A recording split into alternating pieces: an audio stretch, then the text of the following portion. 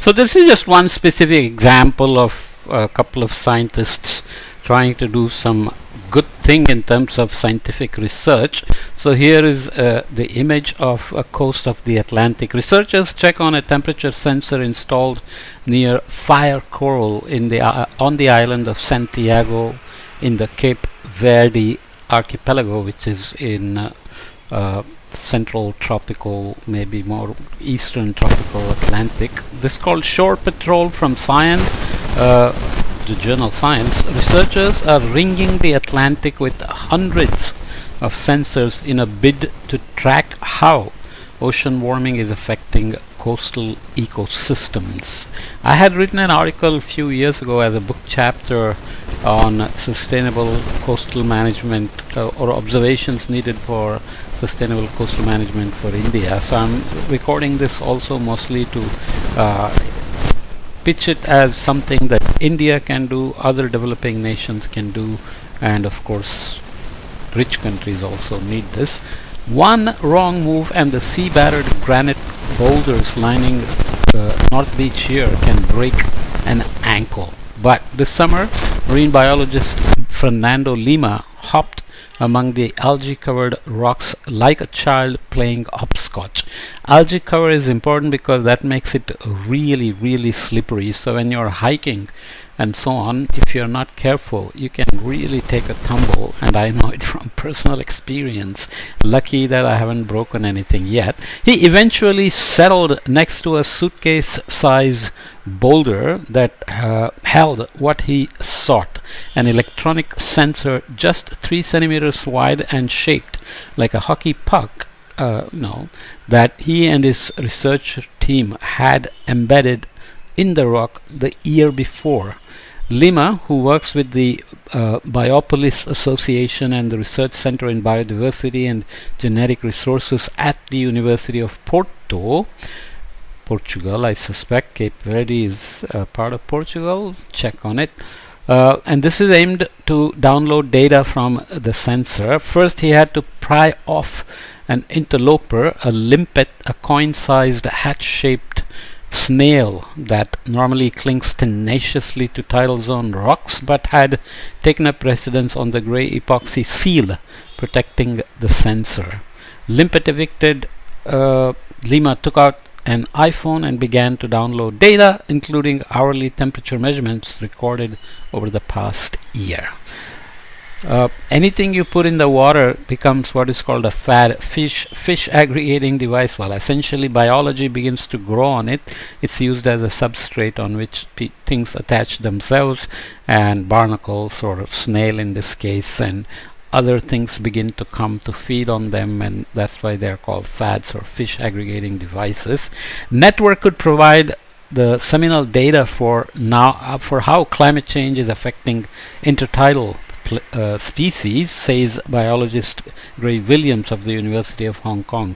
This new data could also aid efforts to protect marine biodiversity as the ocean changes, says biologist Brian Helmuth of Northeastern University, who supervised Lima when he was a PhD student in the early 2000s. These very localized measurements, he says, are critical for any kind of management strategy.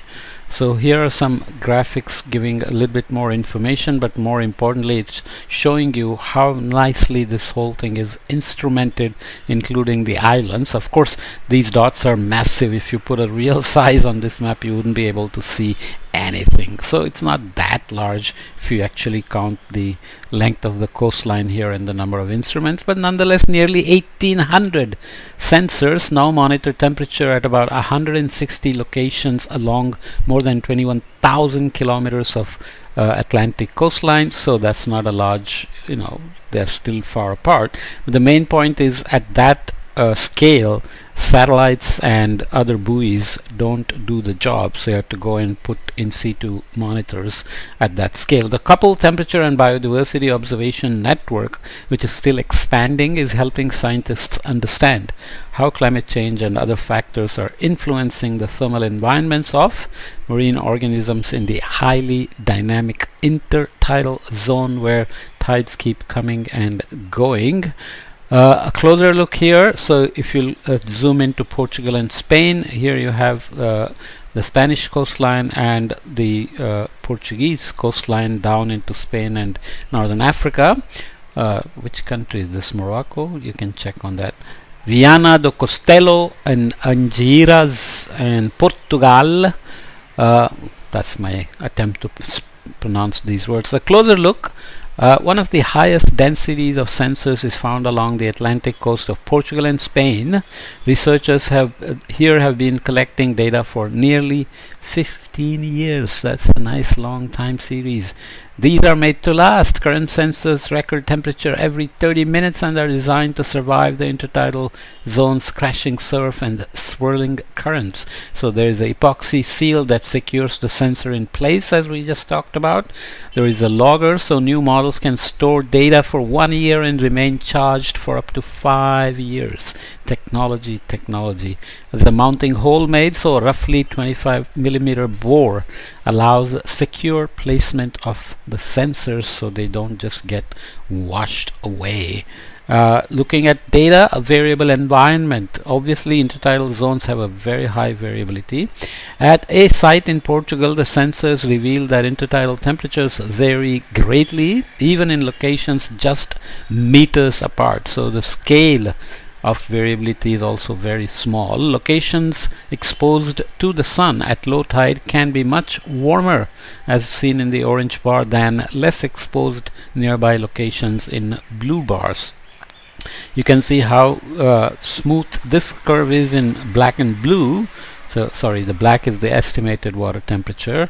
Blue is below here, much smaller than the hot loggers in exposed to the direct sun. Okay, so this is going from January 2022 to January 2023, 1 year. You can see some maybe seasonal cycle. Is that a trend? Well, you have to look at a much longer time scale to say that, much longer time series to say that. So it's just a nice little news article type of report in Science Journal. Here is researcher Rui Sibra drilling a hole for securely mounting a sensor near Porto Lobos in Argentina on the other coast of the Atlantic. The devices can record hourly temperatures and store data for up to 1 year, enabling scientists to assemble a detailed picture of the intertidal zone's thermal characteristics. So far, few coastlines have the density of loggers found at the Viana do Castelo site that we just looked at here. Viana do Castelo here, you can see there are 3 things very close to each other there, even though they are not close enough in terms of the scale of variability involved. But nonetheless, Viana do Castelo site is about an hour's drive from Lima's lab in Vairão. I don't know how it's pronounced. Vairão, and not far from where the 46-year-old scientist was raised. About 50 sensors, some just half a meter apart, are spread in clusters among the rocks. Okay, here is data that can be collected by sensors, easily downloading it to a mobile phone. So you have to go down there because they are not powerful enough to beam the data to a satellite. Maybe you can fly a drone and remotely sense them, but nonetheless you have to go there, find them, because you placed it somewhere a year later. You have to walk around to see where exactly you put it. So with help from a constellation of government and philanthropic funders who collectively have contributed nearly 750,000 euros, Lima and Sibra are now working with researchers along the Atlantic coast to fill gaps in the sensor network. The plan is for participants to upload temperature and biodiversity data into a common repository at least once a year. If we can do this in a way that's coordinated across ecosystems, we can determine what the status of biodiversity is, says Amanda Bates, the biologist at the University of Victoria, who used Lima's loggers for a forthcoming study on seabirds on Newfoundland. Ultimately, what we would really love is a weather network for nature. We need to understand what is changing in the intertidal zone at those small scales.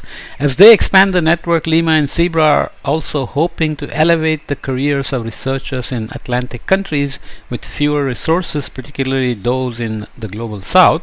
The project's open access dataset expected to come online in 2024 should make it easier for scientists doing localized studies to address larger questions, Lima says, and perhaps boost their chances of having their findings published.